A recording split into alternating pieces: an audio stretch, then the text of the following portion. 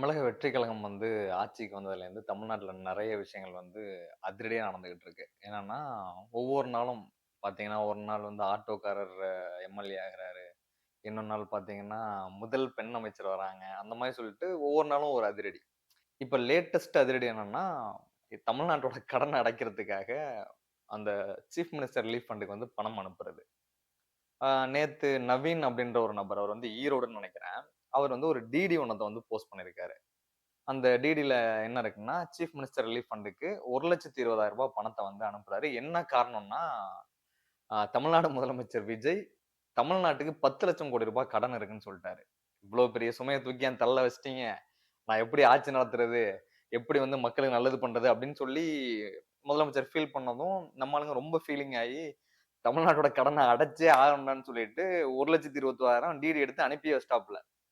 அந்த அதிர்ச்சியிலேருந்து நம்ம மீள்றதுக்கு முன்னாடி அதுக்கு அடுத்து ஒரு ஸ்கூல் பொண்ணு. ஒரு 10த் படிக்கிற பொண்ணு அவங்களால முடிஞ்ச கான்ட்ரிபியூஷன சீஃப் மினிஸ்டர் ரிலீஃப் ஃபண்டுக்கு அனுப்புறாங்க. அதுக்கு செங்கோட்டையனே நேர்ல கூப்பிட்டு பாராட்டியிருக்காருன்னு சொல்லிட்டு, நெறைய வீடியோஸ்லாம் நெறைய பேர் பகிர்ந்துகிட்டு இருக்காங்க. அது ரொம்ப ப்ரவுடான விஷயமா பேசிட்டு இருக்காங்க. பார்த்தீங்களா? ஜென்ஸீஸ் மிகப்பெரிய மாற்றத்த உருவாக்கிட்டு இருக்காங்க. எப்படி லீடர் எவ்வளியோ, அதே மாரி தான் அவங்களோட தொண்டர்களும் அவ்வளி. தமிழ்நாட்டோட கடன நாங்க அடைக்க போறோம் அப்படின்னு சொல்லிட்டு, அப்படியே இந்த செய்தி வளர்ந்து, வளர்ந்து, வளர்ந்து இப்ப ரீல்ஸ் எல்லாம் போட்டுக்கிட்டே இருக்காங்க. இந்த ரீல்ஸ் போடுறதுக்காக நெறைய பேர் கான்ட்ரிபியூட் பண்ணி பணம் அனுப்ப ஆரம்பிச்சுருவாங்கன்னு நெனைக்கிறேன். இப்ப இந்த மாரி பணம் அனுப்புறதுனால தமிழ்நாட்டோட கடன் அடையுமா அப்டின்னா, அடையறதுக்கு வாய்ப்பே கிடையாது. ஏன்னா, ரொம்ப கம்மியான பெர்சன்டேஜ் தான் அனுப்புவாங்க. அது பெருசா எந்த மாற்றத்தையும் ஏற்படுத்த போறதில்ல. இன் கேஸ் ஒரு சினாரியோ வச்சுப்போம்.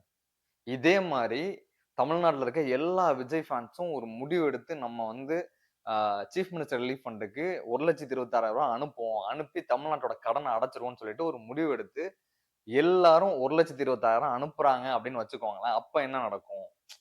கடன் அடைஞ்சிரும்ல. ஒரு பெரிய பிரச்சனையிலேருந்து தமிழ்நாடு தப்பிச்சுரும் அப்படின்னு சொல்லி நம்ம நெனப்போம். ஆனா, எக்கனாமிக்ஸ் அந்த மாரி ஒர்க் ஆகாது. அந்த மாரி ஒவ்வொரு நபரும் தங்க கை காச போட்டு, சேவிங்ஸு, தாங்க உழைச்ச பணம் எல்லாத்தையும் போட்டு, சீஃப் மினிஸ்டர் ரிலீஃப் ஃபண்டுக்கு அனுப்பிச்சு விட்டாங்கன்னா, அப்ப என்ன நடக்கும்னா, ஒரு பெரிய எக்கனாமிக் டிசாஸ்டர் தான் நடக்கும். என்னன்னா, நம்ம கையில ஒரு ரூ. 1000 பணம் இருக்குன்னு வச்சுக்கோங்களேன். அந்த ரூ. 1000 பணத்த நம்ம மார்க்கெட்ல போய் செலவு பண்ணுவோம். சந்தையில போய் செலவு பண்ணுவோம். காலைல தூங்கி எந்திரிக்கிறோம். ஒரு ரூ. 1000 பணத்த எடுத்துட்டு போய், காலைல பால் வாங்குவோம். ஒரு டீ கடையில போய் டீ குடிப்போம். ஒரு காய்கறி கடையில போய் காய்கறி வாங்குவோம். ஒரு கறி கடையில போய் கறி வாங்குவோம். ஒரு மீன் மார்க்கெட்ல போய் ஃபிஷ் வாங்குவோம். அப்படின்னு சொல்லிட்டு, அந்த ரூ. 1000 பணம் இந்த எக்கானமிக்குள்ள டிராவல் ஆயிட்டே இருக்கும். ஒரே ஒரு ரூ. 1000 பணம், ஒரு டீ கடைக்காரர, ஒரு பால் கடைக்காரர, ஒரு மீன் கடை வச்சிருக்கவர, ஒரு கறி கடை வச்சிருக்கவர, ஒரு காய்கறி கடை வச்சிருக்கவர அப்படின்னு சொல்லிட்டு நெறைய பேர வாழ வச்சுக்கிட்டு இருக்கு. ஸோ எக்கனாமிக்ஸ்ல இப்படிதான் ஒரு பணம் டிராவல் ஆகும். ஸோ ஒரு ரூ. 1000 பணம் அப்படின்றது இந்த எக்கனாமிக்குள்ள நெறைய இடத்துல டிராவல் ஆகுது. அதனால நெறைய பேர் வாழ்க்கை நடத்திக்கிட்டு இருக்காங்க. அவங்க அந்த பணத்த போய் இன்னொரு இடத்துல ஸ்பெண்ட் பண்ணுவாங்க. அப்படிதான் இந்த டோட்டல் எக்கனாமியே இயங்கிக்கிட்டு இருக்கு. இப்ப நீ ரூ. 1000 பணத்த நேரா கொண்டு போய் ஒரு ஃபண்ட்ல போட்டுடுறீங்க. சீஃப் மினிஸ்டர் ரிலீஃப் ஃபண்ட் அப்படின்னு போடும்போது, எக்கானமில ரூ. 1000 பணம் லாக் ஆயிடுச்சு அப்படின்னு அர்த்தம். அந்த சீஃப் மினிஸ்டர் ரிலீஃப் ஃபண்ட்லேருந்து அந்த பணம் எங்கேயுமே வெளிய வராது.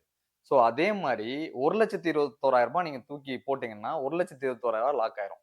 இதே மாரி நெறைய நபர்கள் பண்ண என்ன ஆகும்னா, மிகப்பெரிய தொகை சீஃப் மினிஸ்டர் ரிலீஃப் ஃபண்ட்ல போய் உட்கார்ந்துரும். இப்ப நமக்கு அடுத்த கேள்வி வரும். சீஃப் மினிஸ்டர் ரிலீஃப் ஃபண்டுக்கு போகுதுன்னா, அது எப்படி இருந்தாலும் அத திரும்ப பயன்படுத்துவாங்களா? அப்படின்ற ஒரு கேள்வி வரும். அங்க தான் முக்கியமான விஷயம். நம்ம புரிஞ்சுக்க வேண்டியது. சீஃப் மினிஸ்டர் ரிலீஃப் ஃபண்ட எந்த சமயத்துல பயன்படுத்தணும்னா, ஏதாவது டிசாஸ்டர் மாரியான விஷயங்கள் நடக்கும்போது மட்டும் தான் பயன்படுத்த முடியும்.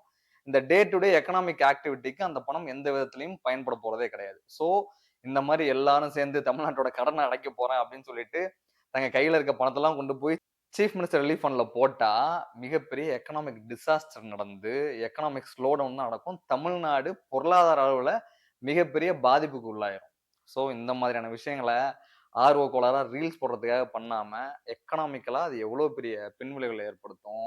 அது தமிழ்நாடு அப்படின்ற மாநிலத்த எந்த விதத்துல பாதிக்கும் அப்படின்றதெல்லாம் புரிஞ்சுகிட்டு, நம்ம பண்ணோம்னா சரியா இருக்கும். ஏன்னா, இங்க எல்லாமே ரீல்ஸ் கிடையாது. Instagramல ரீல்ஸ் போடுறதுக்காக, Instagramல மாஸ் காமிக்கிறதுக்காக ஒவ்வொரு விஷயத்தையும் பண்ணிட்டு இருந்தோம்னா, அது பெரிய டிசாஸ்டரா முடியும். இப்ப ரூ. 1,21,000 ஒரு நபர் அனுப்புனதுனால எல்லாரும் அனுப்ப போறாங்கன்னா, அந்த மாரிலாம் கிடையாது. ஆனா, இந்த கான்செப்ட் இருக்குல்ல, எல்லாரும் பணம் அனுப்புனா தமிழ்நாட்டோட கடன் கம்மியாயிரும், கடன் ஒழிஞ்சிரும் அப்படின்னு நெனைக்கிற கான்செப்ட் தப்பு. இன்னொரு பக்கம் என்ன ஆகும்னா, டோட்டல் எக்கனாமி கீழ விழுந்து, இன்னும் பெரிய கடன வாங்கி அந்த எக்கானமிய மீட்டெடுக்கிறதுக்கான நிலைக்கு வந்து தமிழ்நாடு அரசு தள்ளப்படும் அப்படின்றது தான் உண்மை. ஏன்னா, நாம டே டூ டே வந்து இந்த எக்கானமில, இந்த தமிழ்நாட்டோட பொருளாதாரத்துல ஏதோ விதத்துல வந்து கான்ட்ரிபியூட் பண்ணிட்டு தான் இருக்கோம். நேரடியாவோ, மறைமுகமாவோ. நம்ம படிக்கிறோம். ஸ்கூல் படிக்கிற குழந்தை கூட ஏதோ ஒரு விதத்துல இந்த எக்கானமில பார்ட்டிசிபேட் பண்றாங்க. சாதாரணமா கூலி வேலை செய்ற நபர் வந்து இந்த எக்கானமில பார்ட்டிசிபேட் பண்றாங்க. சோ, தமிழ்நாடு சம்பாதிக்கிற ரெவென்யூ இருக்குல்ல, ஒவ்வொரு வருஷமும் தமிழ்நாடு அரசு சம்பாதிக்கிற ரெவென்யூல நமக்கு ஏதோ விதத்துல பார்ட் இருக்கு. ஏதோ ஒரு விதத்துல நம்ம ஒவ்வொரு முறையும், ஒவ்வொரு வருஷமும், ஒவ்வொரு நாளும் தமிழ்நாட்டோட கடன அடைக்கிறதுக்காக நம்ம சம்பாதிச்சுட்டு தான் இருக்கோம். கான்ட்ரிபியூட் பண்ணிட்டு தான் இருக்கோம். சோ, ஒரு ஸ்பீச்ச கேட்டுட்டு தமிழ்நாட்டுக்கு இவ்வளோ கடன் இருக்கு. அந்த கடன வந்து நான் அடைக்கிறேன் அப்படின்னு சொல்லிட்டு, எக்கானமி எப்படி இயங்கும் அப்படின்னு தெரியாம, இந்த மாதிரியான முடிவுக்கெல்லாம் வர்றது வந்து ரொம்பவே தப்பான விஷயம். நம்ம அடிப்படையா இங்க சில விஷயங்கள வந்து கத்துக்கணும். சோ, ரொம்ப ஆர்வக்கோளாறா இருக்காம, ரொம்ப அப்பாவியா இருக்காம, நம்மோட கையில இருக்க பணத்த இந்த எக்கனாமிக்குள்ள வந்து செலவு பண்ணாலே, அது வந்து ஏதோ விதத்துல வந்து அரசுக்கு பயனுள்ளதா தான் இருக்க போகுது. உங்க கையில இருக்க பணத்த ஹார்ட் எர்ன்டு மணிய வந்து இந்த மாரிலாம் வேஸ்ட் பண்ணிடாதீங்க. இது உங்க அப்பா, அம்மா, நீங்க ஏதோ ஒரு விதத்துல ரத்தம் சிந்தி, வேர்வை சிந்தி உழைச்ச பணம். அது உங்களோடது. அத தேவையில்லாம எதுக்காகவும் ஸ்பெண்ட் பண்ணாதீங்க. அதனால நீங்க நெனைக்கிற விஷயம் கண்டிப்பா நடக்க போறது கிடையாது.